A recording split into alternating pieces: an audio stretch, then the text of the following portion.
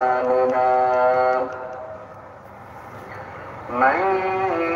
يهده الله فلا مضل له ومن يضلله فلا هادي له وأشهد أن لا إله إلا الله وحده لا شريك له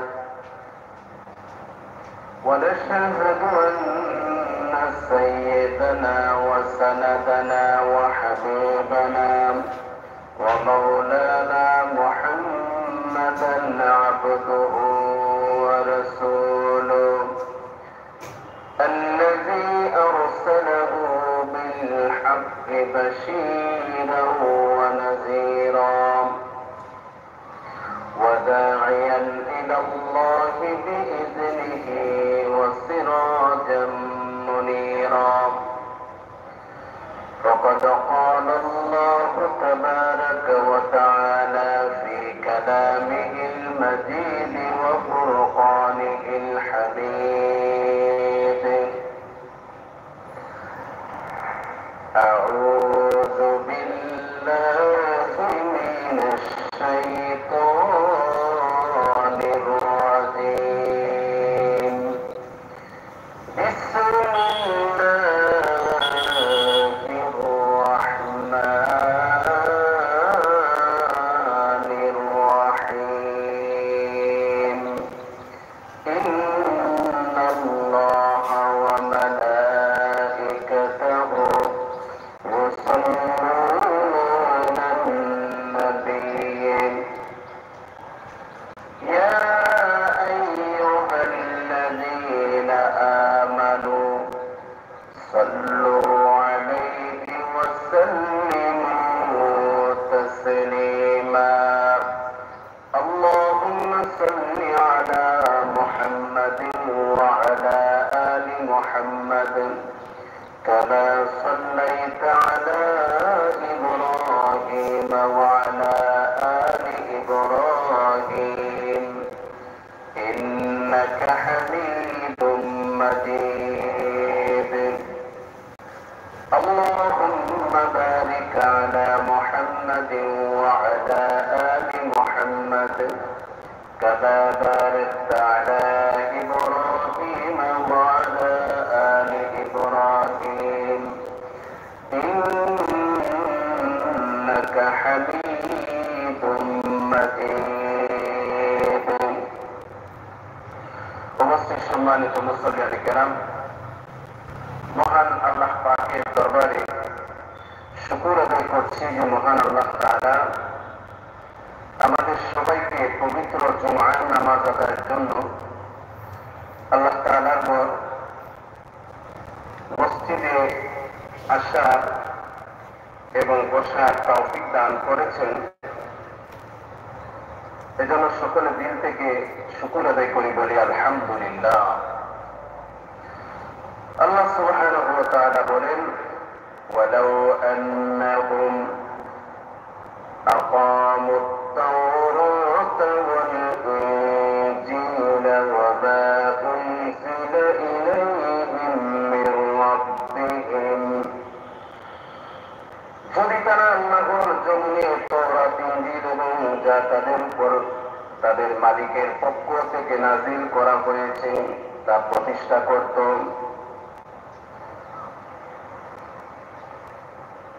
আর লাকালু মিন ফাওকিহিম ওয়া মিন তাহতি আরজুলিহিম, তাহলে তারা তাদের মাথার উপর আসমান থেকে এবং তাদের পায়ের নিচ জমিন থেকে মিনহুম উম্মাতুন মুক্তাসিদা ওয়া কাসীরুম মিনহুম সাআ মা ইয়ামালুন,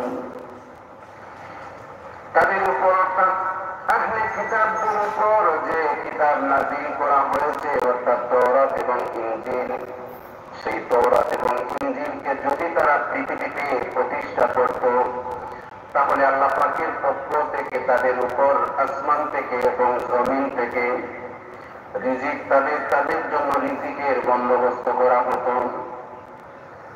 তাদের মধ্যে একদল পরায়ণ ও মধ্যপন্থী লোক রয়েছে, তবে তাদের অধিকাংশই হচ্ছে এমন যাদের কর্মকাণ্ড খুবই নিকৃষ্ট। অর্থাৎ আল্লাহ তাআলা আহলে কিতাবদেরকে বলতেছেন, তারা তওরাত এবং ইনজিলকে যদি জমিনে প্রতিষ্ঠিত করত, অর্থাৎ আল্লাহর উপর, নবীর উপর, কিতাবের উপর যদি তারা ঈমান আনত, তাহলে আল্লাহ তাআলা তাদেরকে মহব্বত করতেন আর আসমান থেকে এবং জমিন থেকে তাদের রিজিকের ব্যবস্থা করে দিতেন। তবে আল্লাহ রাব্বুল আলামিন বলতেছেন, এদের মধ্যে অধিকাংশ লোক হচ্ছে মধ্যমপন্থী, অর্থাৎ তারা একেবারে কট্টর নয়, কুফরিতে কট্টর নয়, আবার তারা একেবারে নমনীয় নয় ইসলামকে ছেড়ে দেওয়ার ব্যাপারে, বরং তাদের মধ্যে কিছু লোক রয়েছে মধ্যমপন্থী, আর অধিকাংশ লোক তাদের মধ্যে রয়েছে এমন যাদের কর্মকাণ্ড করছে খুবই নিকৃষ্ট। তারপর আল্লাহ রাব্বুল আলামিন বলেন, ইয়া আইয়ুহার রাসূল বাল্লিগ মা উনজিলা ইলাইকা মির রাব্বিক ওয়া ইল্লাম তাফআল ফামা বাল্লাগতা রিসালাতা ওয়াল্লাহু ইয়াসিমুকা মিনান নাস ইন্নাল্লাহা লা ইয়াহদিল কওমাল কাফিরিন। হে রাসূল, তোমার মালিকের পক্ষ থেকে তোমার উপর যা কিছু নাযিল করা হয়েছে তুমি তা মানুষের কাছে পৌঁছে দাও, আর যদি তুমি তা না করো, অর্থাৎ তুমি যদি মানুষের কাছে আল্লাহ পাকের বার্তা সমূহ না পৌঁছাও, তাহলে তুমি আল্লাহ রাব্বুল আলামিন পৌঁছে দেওয়ার যদি তুমি তা না করো, তাহলে মানুষের তার কথাবার্তা পৌঁছে দিলে না, আল্লাহ তাআলা তোমাকে মানুষের অনিষ্ট থেকে বাঁচিয়ে রাখবেন। আল্লাহ তাআলা কখনো কাফের জাতিকে সুপথ দেখাবেন না।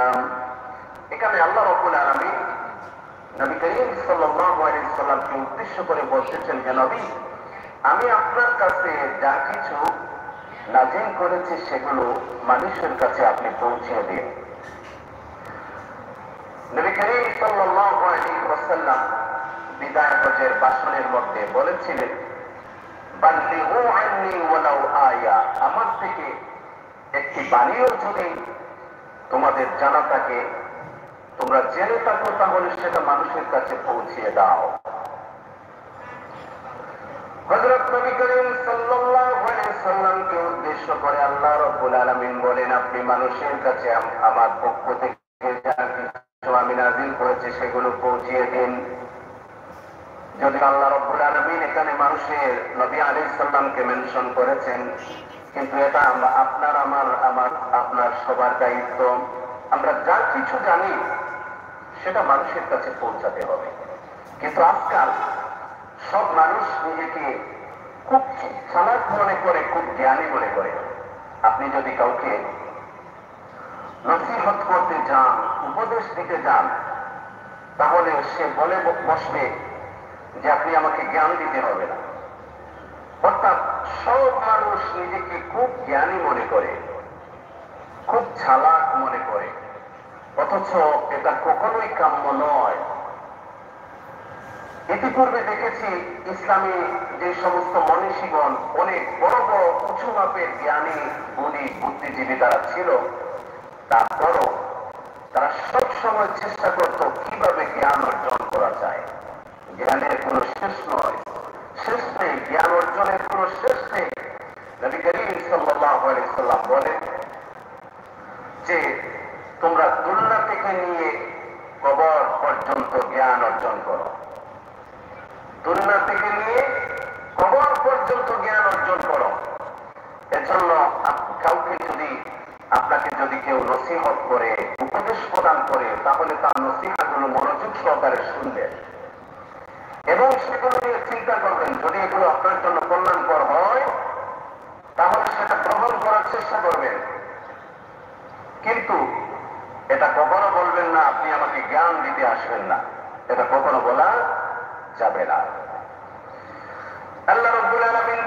নবী, আপনার কাছে আমি যা কিছু নাযিল করেছি তা মানুষের কাছে পৌঁছিয়ে দিন। অর্থাৎ আপনি আমরা যা কিছু জানি সেগুলো মানুষের কাছে পৌঁছাতে হবে। আর যেগুলো জানি সেগুলো যদি মানুষের কাছে না পৌঁছাই, কাল কিয়ামতের দিন আল্লাহ পাক আদেশ কিয়ামতের দিন আল্লাহ পাক আমাকে জিজ্ঞেস করবেন আসামির কাঠগড়ায় দাঁড়িয়ে, তুমি যেগুলো জেনেছিলে সেগুলো মানুষের কাছে পৌঁছাও নাই কেন? তবে আমি মানুষের কাছে দাওয়াত দিব, সে দাওয়াতের কিছু কোয়ালিটি রয়েছে। নবী করিম সাল্লাল্লাহু আলাইহি ওয়াসাল্লামকে আল্লাহ সুবহানাহু ওয়া তাআলা 40টা বৎসর উনাকে দাওয়াতের জন্য গড়েছেন, তিল করে গড়ে উপযুক্ত করেছেন। দাওয়াতের যতটুকু কোয়ালিটি দরকার সবগুলো নবী আলাইহিস সালামকে শিক্ষা দিয়েছেন। সবগুলো শিক্ষা দিয়ে যখন উনাকে পরিপূর্ণরূপে দাওয়াতের জন্য পরিপূর্ণভাবে তৈরি করেছেন, তারপর 40 বছর পর উনাকে রিসালতের দায়িত্ব দিয়েছেন। এজন্য আমি দাওয়াত দিতে হলে নিজেকে সেইভাবে গড়ে তুলতে হবে, পাহাড় পরিমাণ ধৈর্য থাকতে হবে, কথা বলার কথার সৌন্দর্য থাকতে হবে, মাধুর্যতা থাকতে হবে। আল্লাহ রাব্বুল আলামিন বলেন, উদউ ইলা সাবিলি রাব্বিকা বিল হিকমাতি ওয়া মাউইযাতিল হাসানাত। উদউ ইলা সাবিলি রাব্বিকা, তুমি ডাকো মানুষদেরকে আল্লাহর পথে, আল্লাহর দিকে, বিল হিকমাতি, হিকমতের সাথে, জ্ঞানের সাথে, ওয়াল মাউইযাতিল হাসানাত, উত্তম কথা দ্বারা। হিকমতের সাথে এর মানে হচ্ছে যে মানুষকে আপনি দাওয়াত দিচ্ছেন তাকে তার অবস্থা ভেবে, তার মেজাজ বুঝে, তার পরিস্থিতি পরিবেশ বুঝে আপনি তাকে দাওয়াত দিন। তাকে আগে বুঝতে হবে সে কোন পরিবেশে আছে, তাকে সেই পরিবেশ সম্পর্কে বুঝতে হবে। তার মেজাজটা কেমন সেটা বুঝতে হবে। কোন কথায় সে সহজে অভিভূত হবে সেটা বুঝতে হবে। স্থান কাল পাত্র ভেদে তাকে দাওয়াত দিতে হবে এবং দাওয়াতের কথা হবে হিকমত। স্থান কাল পাত্র এটা হচ্ছে হিকমতের অন্তর্ভুক্ত। তার পরিবেশ বুঝে, পরিস্থিতি বুঝে, মেজাজ বুঝে, সেই মানুষটা কেমন সেটা সম্পর্কে ভালো করে জেনে দাওয়াত দিতে হবে। এটা হচ্ছে হিকমত। ওয়াল মাউইযাতিল হাসানাত, আর এমন সুন্দর কথা বলবেন যে কথার কারণে সে সহজে অভিভূত হয়ে যায়, মুগ্ধ হয়ে যায়। এটা আগে নিজে থেকে সেই গুণ, হিকমত, সুন্দর কথা সেটা আগে নিজে তৈরি করতে হবে, নিজেকে সেই অনুযায়ী প্রতিষ্ঠিত করতে হবে, তারপর দাওয়াত দিতে হবে। তবে আমরা প্রত্যেকেই দায়ী, প্রত্যেকেই আমরা দায়ী। আমি যেগুলো জানি সেটা মানুষের কাছে পৌঁছাতে হবে। এমনকি আমরা প্রত্যেকেই জিম্মাদার।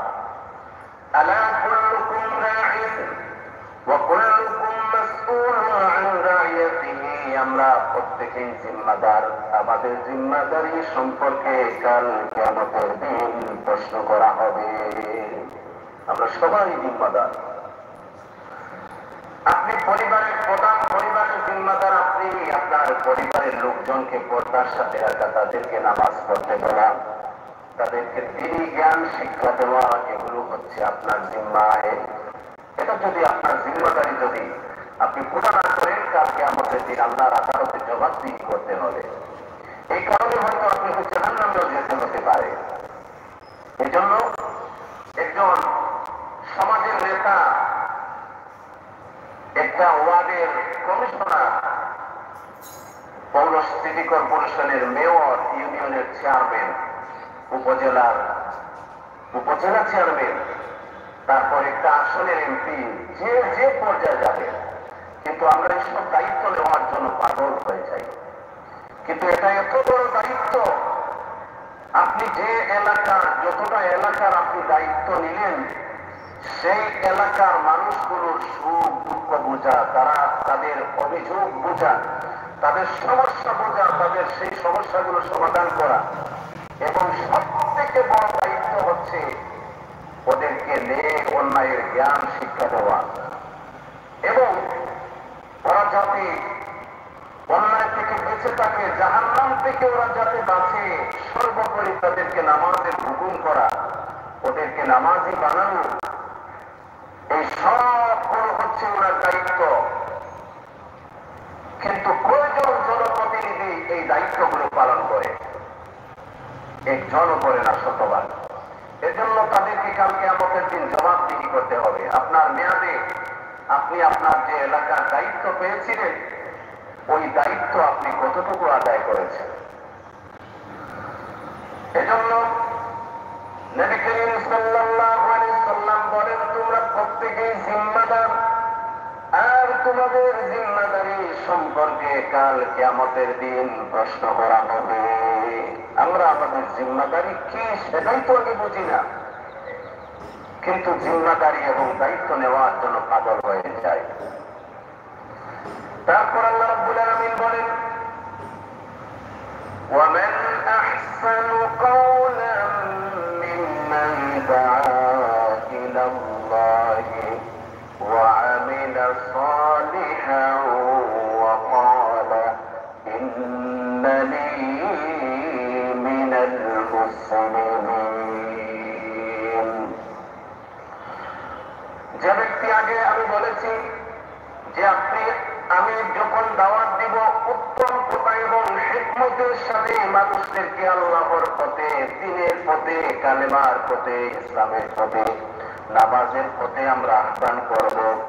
আর এই আহ্বানে গিয়ে, এই আহ্বান করতে গিয়ে যে কথাগুলো বলা হয়, আল্লাহ রাব্বুল আলামিন বলেন, ওই কথার চেয়ে উত্তম কথা আর কার হতে পারে যে মানুষদেরকে আল্লাহর দিকে আহ্বান করে? তার কথার চেয়ে উত্তম কথা আর কারো হতে পারে না। অর্থাৎ সব থেকে উত্তম কথা হচ্ছে যে মানুষদেরকে ইসলামের পথে, ঈমানের পথে আহ্বান করে। আমি আগেই বলেছি, আমরা সবাই দায়িত্বশীল, সবাই জিম্মাদার, সবাই দিনের দায়ী। আপনার পরিবারের আপনি দাওয়াত দেন, পরিবারের লোকগুলিকে নামাজের কথা বলুন, হিকমতের সাথে বলুন, হিকমতের সাথে। আপনার ঘর থেকে আপনি অন্যায়, অবিচার, জুলুম, পাপাচার দূর করুন হিকমতের সাথে। হুট করে হবে না, সময় নিন, একটা প্ল্যান করুন, একটা প্রোগ্রাম করুন। আস্তে আস্তে আস্তে আস্তে আস্তে ঘরের পরিবারের সব সদস্য যাতে নামাজি হয়ে যায়, সবাই যাতে কোরআনওয়ালা হয়ে যায়, কোরআন তেলাওয়াতকারী হয়ে যায়, এজন্য একটা প্ল্যান তৈরি করুন, একটা প্রোগ্রাম তৈরি করুন, আর আস্তে আস্তে আপনার প্ল্যানটা বাস্তবায়ন করুন। তাহলে কাল কিয়ামতের দিন আপনার পরিবারের কারণে আপনি জাহান্নামী হবেন না। আর একটা বাচ্চাকে ছোট থেকে তাকে সেই অনুপাতে গড়ে তুলুন, যাতে বড় হওয়ার পর সে আপনার সাথে বিদ্রোহ না করে, সে বেনামাজিনা হয়ে না যায়। আস্তে আস্তে করে তাদেরকে একটা প্ল্যানের মধ্যে, একটা প্রোগ্রামের মধ্যে নিয়ে আসুন, তাহলে দেখবেন সফলতা পাবেন। আল্লাহ রাব্বুল আলামিন বলেন, ওই ব্যক্তির কথার চেয়ে উত্তম কথার কার হতে পারে যে মানুষদেরকে আল্লাহর দিকে, ঈমানের দিকে, ইসলামের দিকে, নামাজের দিকে আহ্বান করে আর বলে আমিও একজন মুসলমানদের মধ্য থেকে। অর্থাৎ যে দিনের দায়ী হবে সে প্রথমে পরিপূর্ণ মুসলমান হতে হবে, সে নিজেকে আগে সংশোধন করতে হবে, সে নিজেকে আগে পাক্কা মুসলমান হিসেবে পরিণত করতে হবে। আল্লাহ রাব্বুল আলামিন বলেন, ইয়া আইয়ুহাল্লাযীনা আমানু তাকুল্লাহা হাক্কা তুকাতিহি ওয়া লা তামুতুন্না ইল্লা ওয়া আনতুম মুসলিমুন। ঈমানদারগণ, তোমরা আমি আল্লাহ তাআলাকে ভয় করো যেরকম ভয় করার, অর্থাৎ পরিপূর্ণরূপে আমি আল্লাহ তাআলাকে ভয় করো। ওয়ালা তামুতুন্না ইল্লা ওয়া আনতুম মুসলিমুন, আর তোমরা পরিপূর্ণ মুসলমান না হয়ে মৃত্যুবরণ করো না। অর্থাৎ তোমরা মারা যাওয়ার আগে পরিপূর্ণ মুসলমান হও। মুসলমান কাকে বলে? হযরত নবী করিম সাল্লাল্লাহু আলাইহি ওয়াসাল্লামের কাছে হযরত জিবরাইল আলাইহিস সালাম তাশরীফ আনলেন। এসে বললেন, ইয়া রাসূলুল্লাহ, মাল ঈমান, ঈমান কি? নবী আলাইহিস সালাম বললেন, তুমি এই কথার সাক্ষ্য দেও, শাহাদাতু আল্লাহ ইলাহা ইল্লাল্লাহ ওয়া আন্না মুহাম্মাদুর রাসূলুল্লাহ। তুমি এই কথা সাক্ষ্য দেও আল্লাহ ছাড়া কোনো মাবুদ নাই, আর মুহাম্মদ সাল্লাল্লাহু আলাইহি ওয়াসাল্লাম আল্লাহ পাকের রাসূল। এই কথা যদি সাক্ষ্য দাও তাহলে তুমি একজন মুমিন হয়ে যাবে। তারপর জিবরাইল আলাইহিস সালাম প্রশ্ন করলেন, মাল ইসলাম, ইসলাম কি? নবী আলাইহিস সালাম বলেন, ইসলাম হচ্ছে তুমি নামাজ কায়েম করবে, যাকাত দিবে, হজ করবে, রমজানুল মুবারকের রোজা রাখবে, এগুলো হচ্ছে ইসলাম। তারপর জিবরাইল আলাইহিস সালাম প্রশ্ন করেন, ইয়া রাসূলুল্লাহ, আমি যদি ইসলামকে পরিপূর্ণরূপে পালন করি তাহলে কি আমি মুসলমান হতে পারব? হ্যাঁ, তুমি যদি ইসলামকে পরিপূর্ণরূপে পালন করো তাহলে তুমি একজন পরিপূর্ণ মুসলমান হতে পারবে। তাহলে মুসলমান কাকে বলে? যে ইসলামকে পরিপূর্ণরূপে পালন করে। ইসলাম মানে হচ্ছে ইসলামের যত শরীয়তের যত বিধিবিধান সবগুলো যারা পরিপূর্ণরূপে পালন করে তারাই হচ্ছে মুসলমান। আর আল্লাহ বলেন, ওয়ালা তামুতুন্না ইল্লা ওয়া আনতুম মুসলিমুন, তোমরা পরিপূর্ণ মুসলমান না হয়ে মৃত্যুবরণ করো না, তোমরা মারা যাওয়ার আগে পরিপূর্ণ মুসলমান হও। আর একজন দায়ী নিজেকে আগে পরিপূর্ণ মুসলমান বানাতে হবে। আল্লাহ রাব্বুল আলামিন বলেন, ওয়ামান আহসানু কাওলাম মিম্মান দাআ ইলাল্লাহি ওয়া আমিলা সালিহান ওয়া ক্বালা ইন্নানি মিনাল মুসলিমিন। ওই ব্যক্তির কথা হচ্ছে উত্তম কথার কার হতে পারে যে মানুষদেরকে ঈমানের দিকে, ইসলামের দিকে, নামাজের দিকে, শরীয়তের দিকে দাওয়াত করে আর বলে আমি একজন মুসলমানদের মধ্যে থেকে একজন। অর্থাৎ আপনি দাওয়াত দিবেন, কিন্তু তার আগে আপনি নিজে একজন পরিপূর্ণ মুসলমান হতে হবে। আপনি নিজের শরীয়তের হুকুম ও আহকাম পরিপূর্ণভাবে পালন করতে হবে। তারপর মানুষদেরকে দাওয়াত দিবেন। আর এই দাওয়াতের জন্য আবার দুটি জিনিস। একটি হচ্ছে আপনি দাওয়াত দিবেন, তারপর একজন আপনার দাওয়াত কবুল করলো অথবা করলো না। যে করলো না তার ব্যাপারে কোনো সমালোচনা, অভিযোগ করবেন না, বরং তাকে দাওয়াত দিবেন এবং তার হেদায়েতের জন্য শেষ রাত্রে আল্লাহর কাছে চোখের পানি ফেলে দোয়া করবেন, কান্নাকাটি করবেন, আল্লাহর কাছে চাইবেন। অনেক পরিবারের মধ্যে এরকম সমস্যা আছে, বাচ্চারা কথা শুনে না। অনেক পরিবারের মধ্যে মহিলা তার স্বামীকে নিয়ে জর্জরিত, স্বামী কথা শুনে না, মেলাইলে চলাফেরা করে। অনেক স্বামী তার স্ত্রীকে নিয়ে সমস্যায় জর্জরিত, স্ত্রী কথা শুনে না, পরিবারের মধ্যে অশান্তি। অনেক বাচ্চাদের কারণে মা বাবা অশান্তিতে, বাচ্চারা কথা শুনে না। এজন্য দুটি কাজ করবেন। একটি হচ্ছে তাদেরকে বুঝাবেন, আর দ্বিতীয়টি হচ্ছে শেষ রাতে তাদের হেদায়েতের জন্য আল্লাহ পাকের দরবারে চোখের পানি ফেলে কাঁদবেন। আপনার দাওয়াত, বোঝানো এবং চোখের পানি দুটোটা যখন একত্রিত হয়ে যাবে তখন দেখবেন আল্লাহ তাআলা আপনাকে কাঙ্ক্ষিত ফলাফল দান করবেন ইনশাআল্লাহ। হযরত নবী করিম সাল্লাল্লাহু আলাইহি ওয়াসাল্লাম দিনের বেলা দাওয়াত দিতেন আর সমস্ত রাত তিনি চোখের পানি ফেলে কাঁদতেন, রব্বি হাবলি উম্মতি, রব্বি হাবলি উম্মতি। নবী আলাইহিস সালামের উম্মতের জন্য এত দরদ, এত মহব্বত, এত ভালোবাসা ছিল।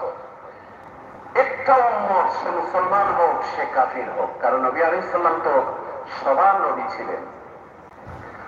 একটা উম্মত, সে কাফির হোক, ইসলাম ইসলাম গ্রহণ না করার কারণে সে তো জাহান্নামী, সে যে জাহান্নামী হয়ে যাবে, জাহান্নামে যাবে, কষ্ট করবে, নবী আলাইহিস সালাম সেটা বরদাস্ত করতেন না। এজন্য সব সময় দিনে দাওয়াত দিতেন, রাতে হেদায়েতের জন্য আল্লাহর কাছে কাঁদতেন, দোয়া করতেন। এজন্য আল্লাহ রাব্বুল আলামিন বলেন, ওয়ামান আহসানু ক্বাওলান মিম্মান দাআ ইলাল্লাহি ওয়া আমিলা সালিহান ওয়া ক্বালা ইন্নানী মিনাল মুসলিমিন। ওই ব্যক্তির কথার চেয়ে উত্তম কথা আর কার হতে পারে যে মানুষদেরকে ইসলামের দিকে দাওয়াত করে, নামাজের দিকে দাওয়াত করে, ঈমানের দিকে দাওয়াত করে, আর সে নিজে একজন মুসলমানদের মধ্যে থেকে একজন। অর্থাৎ সবাই আমরা নিজেকে আগে মুসলমান হিসেবে পরিচয় দিতে হবে, নিজেকে মুসলমান হিসেবে প্রতিষ্ঠিত করতে হবে। আল্লাহ রাব্বুল আলামিন বলেন, ওয়ালা তামুতুন্না ইল্লা ওয়া আনতুম মুসলিমুন, তোমরা মুসলমান না হয়ে মৃত্যুবরণ করো না, অর্থাৎ মারা যাওয়ার আগে তোমরা পরিপূর্ণ মুসলমান হও। আর যে ব্যক্তি ইসলামের বিধিবিধানগুলো সঠিকভাবে পালন করে, যে যত সঠিকভাবে পালন করে, যত সত্যভাবে পালন করে, সে ব্যক্তি তত সত্য একজন মুসলমান। তারপর আল্লাহ রাব্বুল আলামিন বলেন, কুনতুম খায়রা উম্মাতিন উখরিজাত লিন-নাসি তা'মুরুনা বিল মা'রুফি ওয়া তানহাউনা আনিল মুনকার ওয়া তু'মিনুনা বিল্লাহ। তোমরা শ্রেষ্ঠ উম্মত, কুনতুম খায়রা উম্মত, তোমরাই হচ্ছে শ্রেষ্ঠ উম্মত। উখরিজাত লিন-নাস, তোমাদেরকে বাহির করা হয়েছে মানব জাতির কল্যাণের জন্য। তা'মুরুনা বিল মা'রুফ, তোমরা মানুষদেরকে ভালো কাজের দিকে আহ্বান করবে, ভালো কাজের আদেশ করবে, ভালো কাজের প্রতি উদ্বুদ্ধ করবে।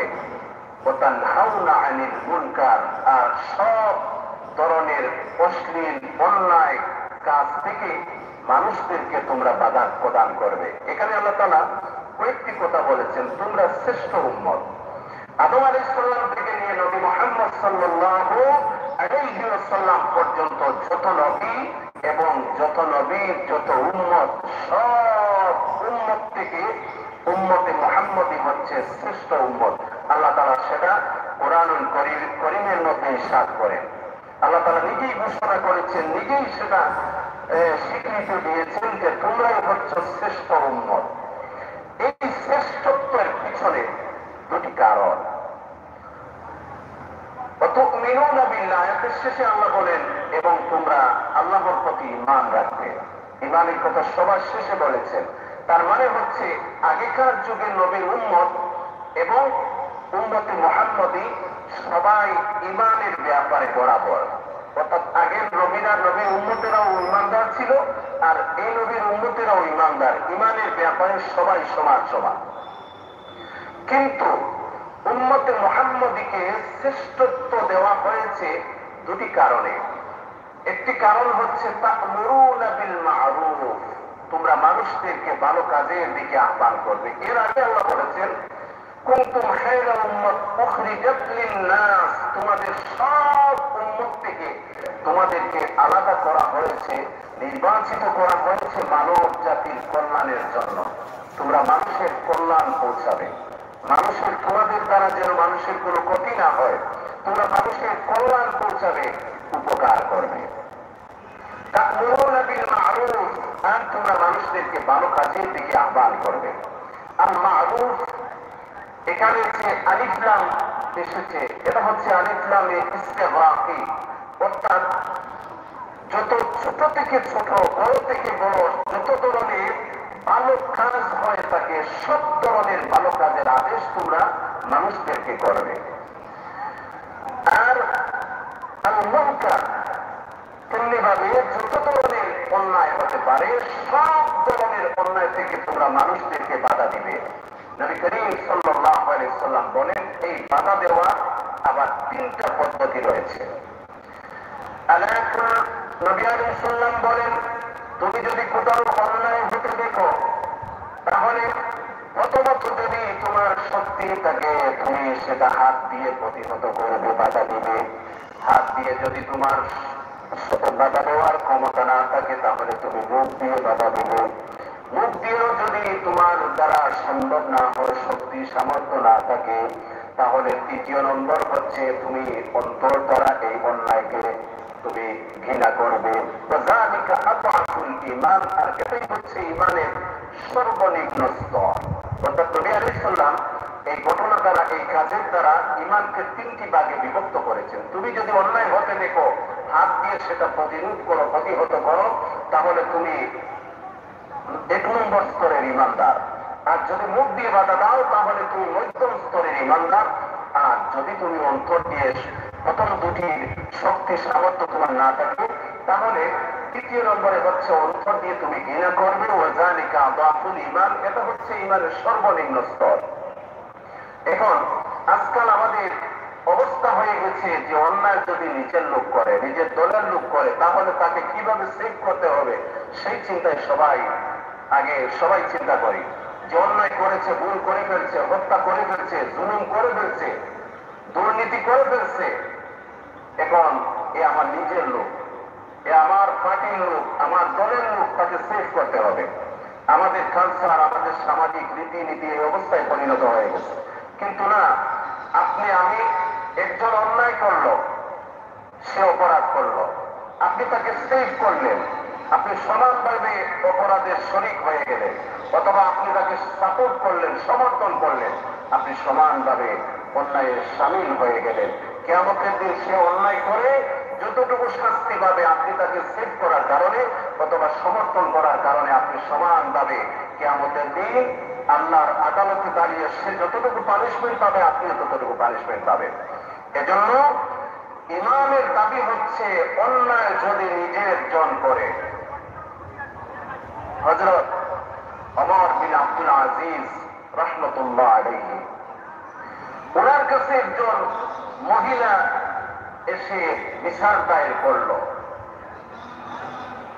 যে সন্ধ্যা হতে অন্ধকার নেমে আসতে একজন যুবক আমার ঘরের মধ্যে প্রবেশ করে আমার ছেলে বাহিরে তাকে আমার পুত্রবধূর উপর আক্রমণ করে এবং তার মান ইজ্জত সবকিছু ধূলিসাৎ করে দিয়ে যায়। ওমর বিন আব্দুল আজিজ রাহমাতুল্লাহ আলাইহি এই ঘটনা শুনে তিনি বললেন, আমি কিছুক্ষণের মধ্যেই আসতেছি। সে কি এখনো আছে? বলে, হ্যাঁ এখনো আছে। বলে, আমি কিছুক্ষণের মধ্যেই আসতেছি, আমি ঘরে যাওয়ার পরই তুমি ঘরের দরওয়াজা বন্ধ করে দিবে আর ঘরের বাতি বন্ধ করে দিবে। ওমর বিন আব্দুল আজিজ রাহমাতুল্লাহ আলাইহি ঘরে প্রবেশ করলেন, মহিলা ঘরের দরওয়াজা বন্ধ করে দিয়ে বাতি বন্ধ করে দিল। তিনি অন্ধকারে টার্গেটকে লক্ষ্য করে তরবারি দিয়ে আঘাত করলেন। এক আঘাতেই তার দেহ থেকে মাথাটা দ্বিখণ্ডিত করে ফেললেন, বিচ্ছিন্ন করে দিলেন। তারপর মহিলাকে বললেন, তুমি এবার বাতি লাইট অফ করো, অন করো। মহিলা বাতি জ্বালালো। বাতি জ্বালানোর পর বললেন যে আমাকে এক গ্লাস পানি দাও। তিনি পানি পান করলেন আর বললেন আলহামদুলিল্লাহ। তারপর মহিলা জিজ্ঞেস করলো, আপনি এরকমটা কেন করলেন? বলে, আমি তোমাকে প্রথমে বাতি বন্ধ করতে এজন্য বলেছিলাম, কারণ তুমি যে অভিযোগ নিয়ে এসেছো এই সমস্যাটা আমার ছেলের মধ্যে রয়েছে, অর্থাৎ আমার ছেলের মধ্যে এরকম সমস্যা আছে, সেরকম করার সম্ভাবনা আছে। এজন্য অন্ধকারে আমার ছেলে নাকি অন্য কেউ অপরাধী সেটা যেন দেখতে না পারি। আর আমার ছেলে যদি হয় তাহলে আমার মধ্যে স্বজন প্রীতি এসে যাবে। এজন্য আমি বলছিলাম বাতিটা বন্ধ করে, সে যাই হোক আমার ছেলে হলেও আমি মাথাটা দ্বিখণ্ডিত করে দিতে চেয়েছিলাম। আর তুমি যখন অভিযোগ নিয়ে এসেছিলে তখন আমি প্রতিজ্ঞা করেছিলাম যে আমি এর বিচার না করা পর্যন্ত একটুকু পানিও পান করব না। এজন্য আমি পানি পান করলাম। আর আমার ছেলে নয় এটা দেখে যে সবাই মনে করবে খলিফার ছেলে এই ঘটনা ঘটিয়েছে, আমার মান সম্মান সব ধূলিসাৎ হয়ে যাবে, আমার মান সম্মান যে নষ্ট হয়ে যায়, এজন্য আমি আল্লাহর শুকর আদায় করলাম। বিচার নীতি, নিজের ছেলে হলেও ছাড় দিতে রাজি ছিলেন না। হযরত নবী করিম সাল্লাল্লাহু আলাইহি ওয়াসাল্লামের কাছে একটা বিচার এসেছিল। তখন একজন সাহাবীর ব্যাপারে অন্য একজন সাহাবী উনার পক্ষে সুপারিশ করেছিলেন। নবী করিম সাল্লাল্লাহু আলাইহি ওয়াসাল্লাম বলেছিলেন, আজকে যদি আমার কলিজার টুকরা মেয়ে ফাতেমাও এই অপরাধ করত, তাহলে আমি নবী তার হাত কেটে দিতাম। অর্থাৎ উনারা শরীয়তকে, ইসলামকে এতই মানতেন, নিজের আপনজনের ব্যাপারেও বিন্দু মাত্র ছাড় দিতেন না। কিন্তু আমাদের ক্ষেত্রটা হচ্ছে ভিন্ন। আবার আমরা দাবি করি মুসলমান, আবার দাবি করি নবীর উম্মত, আবার দাবি করি সাহাবাদের আদর্শে আমরা আদর্শবান, কিন্তু সবগুলো মিথ্যা। আমাদেরকে পরিপূর্ণ নবীর উম্মত হতে হবে, পরিপূর্ণ ইমানদার হতে হবে, আর পরিপূর্ণরূপে আমাদেরকে সাহাবায়ে কেরামের পদাঙ্ক অনুসরণ করে চলতে হবে। তারপর আল্লাহ রাব্বুল আলামিন বলেন, হে নবী, হে রাসূল, আপনার উপর যা কিছু নাযিল করা হয়েছে আপনি সেগুলো পৌঁছিয়ে দিন, আপনি মানুষদের পরোয়া করবেন না। হযরত নবী করিম সাল্লাল্লাহু আলাইহি সাল্লাম এই আয়াত নাযিল হওয়ার পর নবী আলাইহিস সালাম আল্লাহ পাক ওনার উপর যা কিছু নাযিল করেছেন সবগুলো উনি পরিপূর্ণভাবে পালন করে দিয়েছেন। নবী করিম সাল্লাল্লাহু আলাইহি সাল্লাম বিদায় হজের বাসরে জাবালে রহমতের পাদদেশে উনি সওয়ারির উপর আরোহণ করে লক্ষাধিক সাহাবায়ে কেরামকে উদ্দেশ্য করে বলেছিলেন, আমার সাহাবায়ে কেরাম, হাল বাল্লাগতা রিসালা, হে আমার সাহাবায়ে কেরাম, আল্লাহর প্রদত্ত রিসালতের দায়িত্ব কি আমি পরিপূর্ণরূপে পালন করতে পেরেছি? সাহাবায়ে কেরাম বলেছেন, হে, আপনি পরিপূর্ণরূপে পালন করেছেন। তখন নবী করিম সাল্লাল্লাহু আলাইহি সাল্লাম আকাশের দিকে আঙ্গুল তুলে বলেছিলেন, আল্লাহুম্মা শাহাদ, আল্লাহুম্মা শাহাদ, আল্লাহুম্মা শাহাদ, আল্লাহ তুমি সাক্ষী থাকো, তুমি সাক্ষী থাকো, তুমি সাক্ষী থাকো। আমার লক্ষাধিক সাহাবায়ে কেরাম ওরা সাক্ষ্য দিচ্ছে যে আমি পরিপূর্ণভাবে রিসালতের দায়িত্ব পালন করেছি। এজন্য কিয়ামতের দিন আপনি আদালতের কাঠগড়ায় আমাকে দাঁড় করাবেন না। আর নবী করিম সাল্লাল্লাহু আলাইহি সাল্লাম বিদায় হজের ভাষণে আরেকটা কথা বলেছিলেন যে আমার থেকে বাল্লিগু আন্নী ওয়ালাউ আয়া, আমার থেকে যদি একটি আয়াতও তোমরা জেনে থাকো মানুষের কাছে পৌঁছিয়ে দাও। নবী করিম সাল্লাল্লাহু আলাইহি সাল্লামের এই ঘোষণার পর সাহাবায়ে কেরাম সমস্ত দুনিয়ার, সমস্ত বিশ্বের আনাচে কানাচে ছড়িয়ে ছিটিয়ে পড়েছেন ইসলামের দাওয়াত নিয়ে। জান্নাতুল বাকিতে মাত্র 10,000 সাহাবায়ে কেরামদের কবর, বাকি লক্ষাধিক সাহাবায়ে কেরামের কবর, বাকি 10 লক্ষাধিক সাহাবায়ে কেরামদের মধ্যে থেকে 10,000 বাদ দিয়ে বাকি সব সাহাবায়ে কেরামদের কবর সমস্ত দুনিয়ার আনাচে কানাচে। ওরা ইসলামের দাওয়াত নিয়ে আনাচে কানাচে ছড়িয়ে ছিটিয়ে পড়েছে। আর যার যেখানে মৃত্যু হয়েছে ওনাকে সেখানেই দাফন করা হয়েছে। এজন্য আমরা সবাই দিনের দায়ী। দিন সম্পর্কে যতটুকু জানি এর থেকে আরো ভালো জানার চেষ্টা করব, আর যতটুকু জানি সেটা আমার চলাফেরায়, আমার পরিবারের মধ্যে, বন্ধু বান্ধবদের মধ্যে, আমার সমাজে, আমি যেখানে চলাফেরা করি, যেখানে জব করি, আমার যে সমাজ, আমার যে পরিবেশ, আমার যে কলিগ যারা আছে, আমি তাদের সবাইকে এই দাওয়াতের আমি যতটুকু জানি সেটা তাদের কাছে পৌঁছিয়ে দিব।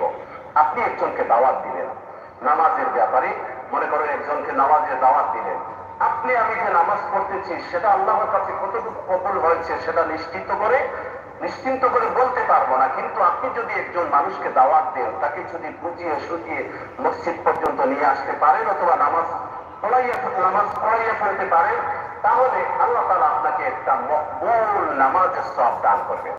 এজন্য আজ থেকে আমরা সবাই চেষ্টা করব আমি যতটুকু জানি সেটা মানুষের কাছে পৌঁছানোর জন্য। কিন্তু আমাদের একটা খারাপ অভ্যাস, কেউ যদি বুঝাইতে আসে তাহলে তাকে বলে দিয়ে আপনি আমাকে জ্ঞান দিতে হবে না। নিজেকে অনেক বড় মহাপণ্ডিত মনে করি, এটা কখনোই বলা যাবে না। নিজেকে সব থেকে বড় পণ্ডিত মনে করেছিল মিস্টার ইবলিস শয়তান, আর এই অহংকারের কারণে সে শয়তানে পরিণত হয়েছে। নম্রতা, ভদ্রতা এটা হচ্ছে মুমিনের বৈশিষ্ট্য, আর অহংকার এটা হচ্ছে শয়তানের বৈশিষ্ট্য। আল্লাহ তাআলা আমাদের সবাইকে সহিহ সবুজ বুঝদান করুন। আমিন ওয়া আখিরু দাওয়ানা আলহামদুলিল্লাহি রাব্বিল আলামিন। আল্লাহুম্মা আমিন। ربنا ظلمنا انفسنا وان لم تغفر لنا وترحمنا لنكونن মিনাল খাসিরিন। আয় আল্লাহ আমাদের মাফ ফরমাও। আল্লাহ আমরা সমস্ত জিন্দগির গুনাহ তারে মাফ ফরমাও। আয় আল্লাহ আমরা तमाम গুনাহগান আপনারে মাফ ফরমাও। আয় আল্লাহ আমাদের হেদায়েত নসিব ফরমাও। আয় আল্লাহ আমরা সবাই পরিপূর্ণ দ্বীন বুঝার তৌফিক দান ফরমাও। দ্বীনের উপর সঠিকভাবে চলার তৌফিক দান ফরমাও। আয় আল্লাহ আমরা মা বাবা নানা নানি দাদা দাদি আত্মীয় স্বজন যারা কবরের বাসিন্দা আল্লাহ সবাই মাফ ফরমাও। আয় আল্লাহ তোমার বান্দাগুলো আছেন জানের খাতিরের জন্য আয় আল্লাহ তোমার এই আত্মীয়ের মাফ ফরমাও, কবরের মধ্যে রহমতে বারিশ বর্ষণ ফরমাও। রব্বুল আলামিন আয় আল্লাহ আমরা तमाम হাজাত আপনার পূর্ণ ফরমাও, तमाम জরুরিয়াত হলে পূর্ণ ফরমাও, तमाम মুশকিলাত হলে আসান ফরমাও। আয় আল্লাহ तमाम দুনিয়ার মুমিন মুমিনাত হলে মাফ ফরমাও। আয় আল্লাহ আমাদের হেদায়েত দান ফরমাও। আল্লাহ আমাদের পরিবারবাসী সবাই হেদায়েত দান ফরমাও। আয় আল্লাহ আমাদের পরিবারবাসী সবাই দিনদার পরহেজগার নামাজি বানাইয়া দাও। আয় আল্লাহ আজলানদের নেক হায়াত দান ফরমাও, আজলান ও বনিরে নেক হায়াত দান ফরমাও। আয় আল্লাহ এই দুই বাচ্চার দুনিয়া আখিরাতের উজালা ফরমাও। বিফadli সুবহান রাব্বিকা রাব্বিল ইজ্জাতি আম্মা ইয়াসিফুন ওয়া সালামুন আলাল মুরসালিন ওয়ালহামদুলিল্লাহি রাব্বিল আলামিন। আমিন বিরহমাতিকা ইয়া আরহামার রাহিমিন।